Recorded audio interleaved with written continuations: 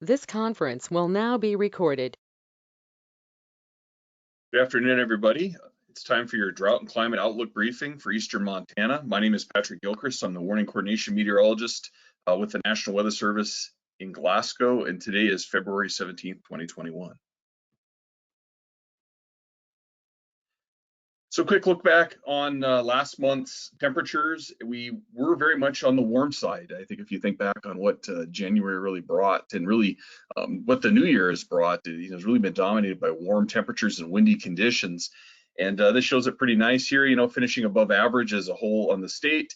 And when we look at it by county for the month of January, you can see many counties again finishing above average, some closer to average, but by and large, especially on the east side of the Continental Divide where we got those Chinook winds, warm temperatures have really dominated or did really dominate for the month. Precipitation wise, you can see we finished 27th driest on record for the state. And as you see here, it's really again focused east of the Continental Divide as we look at the by county rankings. And you can see that even a couple counties, Macomb, Richland, and even some into southeast Montana finishing again much below average on the precipitation side. But by and large, dry conditions continued. We haven't seen much relief for our ongoing drought, which is north of a year in persistence so far. So again, no relief really on the drought side and dry conditions dominating through the month of January. We look at our current month, so February, this is through yesterday. You can see that departure from normal temperatures. Again, very much warm conditions dominating, especially east of the Continental Divide, where we've seen those Chinook breezes. That's what if you were to ask me, how has the year been so far? It's really been dominated by those, by the Chinook, by those warm westerly winds, and that's really driven those warm temperatures and scoured out any potential for Arctic. It's also served to erode a lot of the snowpack on the east side of the state, and really, looking out my window here in Glasgow, there's really not much to speak of out there, just a few coulees holding a little bit of snow. So again, very much on the warm side for the month of February. And precipitation wise, again, drier conditions have largely ruled. February tends to be a dry month anyway. But when we look at departure from normal precip, although this is a pretty coarse graph here, you can see it's been largely dry. A few areas out in north central Montana looks like they picked up a little bit of precipitation. But again, given how dry it normally is this time of the year, and given the fact we haven't seen a whole lot in the way of precipitation, again, not much to speak of on the way of precipitation for the state of Montana thus far for the month of February. Quick look at our modeled snow water equivalents. This is kind of trying to grasp, what's out there and what the liquid content would be of the snow cover. And you can see east side, again, not much to speak of at all. It is very dry. Again, we've lost most of our snow cover that we did have. Not that we had a lot to speak of, but it's pretty much gone. And then as we get closer to the central part of the state, just a trace to 1 inch, just a skiff of snow out there. For SWE, there's really not a whole lot. As we get into our more mountainous areas, we do have some snowpack, and again, we'll get into it by basin, but there is some snowpack out there, which is again good news. We're for where we want to be this time of the year. At least the mountains have gotten some snow, and hopefully that'll continue as we get into our real snowpack building time of the year as we get closer into March and even into April. So you tend to see that snowpack really ramp up. So by and large, we're not sitting too bad, but we'll talk about that by basin here very soon. But again, out on the plains, just dry, not much in the way of snow. So this is the by basin snow water equivalent. You can see here, again, the northern reaches, so the Milk, the Sun, Teton, and Marias rivers, right near 100%. But as you get a little bit further south there, getting up into the upper Missouri, Smith, Judith, Musselshell, and upper Yellowstone, right in that 80 to close to 90%. Of normal precipitation or snowpack going there. Again, that's not where we'd like to see that closer to 100%, even a little bit north of 100%, especially given our drought concerns. But we are where we're at, and of course, it could always be much worse. As we look at some of the streams in northern Wyoming that feed northward up into the Yellowstone, looking at the Powder River, Tongue River, and even into the Belle Fourche Basin. You can see we're, again, somewhere between 70 and 90%. Tongue River looks like it's doing a little bit better there. The Bighorns getting a little bit better precipitation, but by and large, extend again that 80 to 90% of normal precip that we see across southern Montana is continuing largely into northern Wyoming as well. So again, we'll stay optimistic that we see some decent snowfall in the mountains as we get into the later months in the spring, and we can build that snowpack up to help with irrigation. A quick look at snapshots, Glasgow and Billings. You can see here, we see these above average temperatures, kind of being the dominant feature here, which is above the green and the red here on temperatures. So again, it kind of confirms that warm trend that we've seen so far for the year. We have seen a couple of cold snaps here and there, but they haven't been really long lived. Precip side though, of course, we got some precip in January, but really since then it's been flatlined. We haven't seen much in the way of precip at all, and again, we really need it to really kind of counteract the effects of that long-term drought that we find ourselves in. And Glasgow, unfortunately, just at 42% of normal precipitation. Billings doing a little bit better there, but again, just about 88% of normal. So again, unfortunately, we're not seeing that 100% or above to really kind of maybe turn the corner and to really provide some relief from the drought. So really not great news there, looking at Glasgow and Billings proper.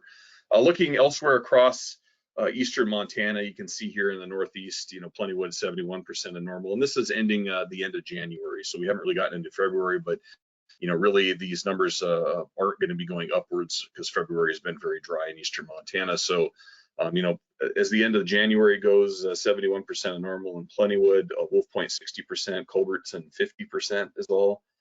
Brockway 54%, Jordan Airport 69%. As we get towards southern Montana, Billings 71% of normal, Miles City 74%, Baker 61%, Great Falls 78%, Lewistown, central part of the state 63%. So again, largely dry. And again, this is through just for the month of January for the year to date, but you can see, still fairly dry and definitely not where we'd like to be as far as precipitation totals.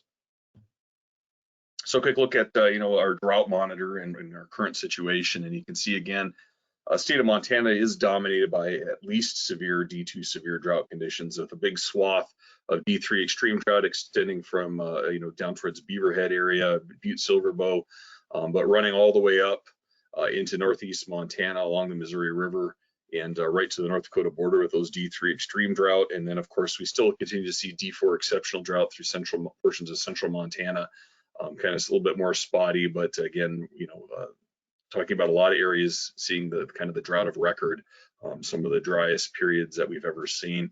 So look into northern Wyoming areas, again, D3 extreme, just right along the northern tier there, with again, D2 severe drought dominating a lot of the state, especially the northern portions and western portions of the state of Wyoming.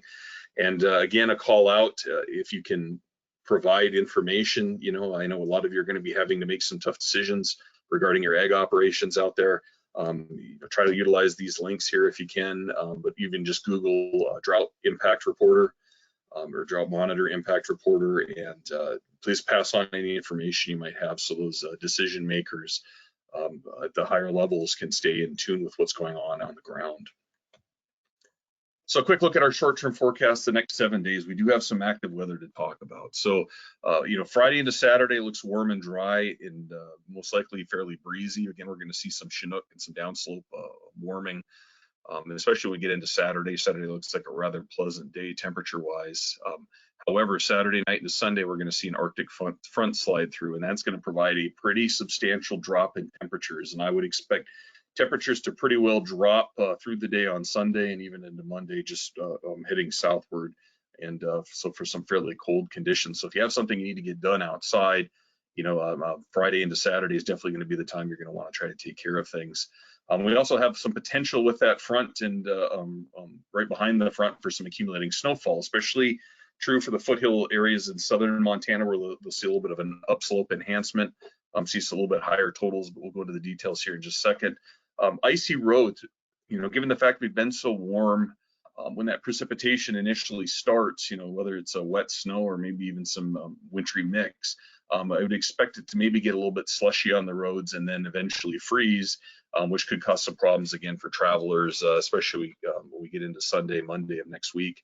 Wind chills will also rear their ugly head, and we'll probably likely see some wind chill advisories or maybe even some wind chill warnings in the upcoming future, early next week. So again, a pretty big change in the weather coming. To try to dial in the snow probabilities a little bit, I wanted to provide some context to that. But this is looking at northeast Montana, just kind of a spattering of locations. So we got Glasgow, Glendive, Jordan, Plentywood, and Poplar. And this kind of spells out what the potential is. And so it looks like, 80% chance in Glasgow of getting at least 1/10 of an inch, close to 70% chance of an inch, 50% chance of 2 inches, and 8% for 4 inches plus. So, really this is looking, and you look at the rest of northeast Montana, they're all kind of falling in that, trace to 2-inch category. So that's where our highest confidence would be for what's looking to be a lighter snow event. However, there is some low potential that we do see that 4+ inch, looks like 7%, 14% at Jordan. So some low potential for some higher numbers across northeast Montana, but by and large, it's the best potential is looking for that trace to 2-inch event with the way things sit currently. As we look into southern Montana, kind of again, a spattering, we got Baker, Miles City, Billings, and then Red Lodge. You can see again, largely fitting in that, trace to 2-inch category, a little bit better shot for 4+ inches as we get into southern Montana, 34% chance at Baker, 38% chance at Miles City. Billings all the way up to a 55% chance for seeing 4+ inches, but the Red Lodge Airport, really stands out here, 78% chance. And again, that's due to that upslope enhancement in those foothill locations as you start to approach some of the mountain ranges in southern Montana and in southwest Montana that they see better probabilities. So, it does look like we're going to see a decent snow event. And of course, with the wind blowing snow will be of concern as well. So a quick look beyond into the 8 to 14 day time frame, and you can see a pretty decent signature across the central U.S. for below normal temperatures, and that kind of nosing into Montana as well. So we're favoring cooler temperatures, or cooler than normal temperatures for that 8 to 14 day time frame. And on the precipitation side, you can see portions of eastern Montana expecting more normal type precipitation, but again, that far eastern areas, and then of course western Montana looking for better chances for drier conditions. So again, not really great news, I guess, but even normal precipitation, I guess, would be welcomed at this point, but it doesn't look like everybody's going to be in that category that a lot of areas will expect below normal precipitation in the 8 to 14 day time frame. Then as we get into our spring outlook, March, April, May, we do favor equal chances for temperatures across much of eastern Montana, with maybe that more highline area into northwest Montana seeing better chances for cooler temperatures. But this is worth noting here that average precipitation, equal chances would be a welcome change. Again, it's not necessarily targeting dry conditions, so I guess we'll take that as a hint of optimism there in the forecast or in the outlooks. That maybe that March, April, May timeframe, we'll see some more normal type precipitation in here. And again, when we start to get into that April, May, that is really our wet season. And to dial that in a little further, the April, May, and June, that is our core wet months in eastern Montana. And the temperature-wise really looks like equal chances. And again, maybe some cooler temperatures down the portions of the highline into northwest Montana, but the precipitation chances, what I don't like is this better chances for below normal precipitation starting to nose into southern Montana. Not feeling really great about that, but again, for the rest of Montana, equal chances on precipitation. Again, that would be welcome because April, May, and June are our wettest months. If we could get normal precipitation, that would be very welcome as far as getting crops to start growing, to getting hay to start to grow as well. That would be again welcome.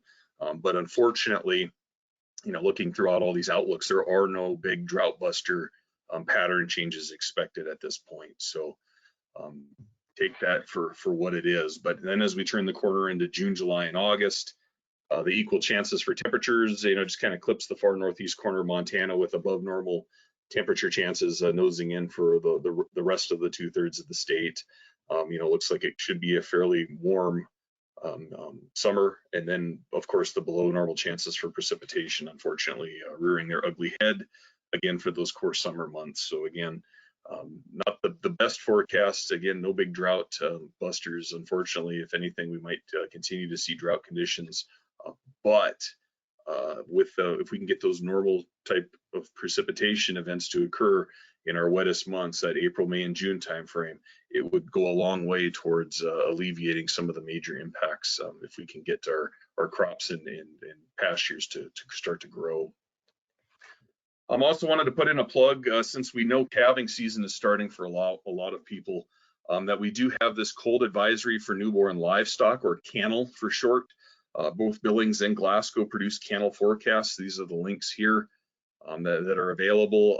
You can see what it kind of looks like, but it basically runs from slight to extreme in categories, and I would keep a close eye on it, especially when we start to turn the corner into early next week, because with those wetter conditions and colder temperatures, I would expect the CANL to really start to get pegged out in that extreme category. But what it does is it's combining information or data like wind chill, whether it's going to be rain or wet snow, higher humidity, because it again will keep that animal colder because it's not able to dry off as easily, and factoring in all different combinations of these elements, especially factoring in wind chill with like a cold rain or a wet snow would be particularly dangerous for newborn livestock. And then of course sunshine, and it factors all those different pieces into it, and then produces again that CANL forecast, which I think would be certainly something that anybody who's got newborn livestock that are going to be that are being born or will be born here shortly would want to be taking a look at this information, because again it's a pretty good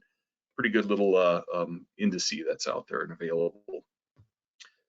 So at this time I'll be wrapping it up. Our next drought and climate outlook briefing will be on March 16th.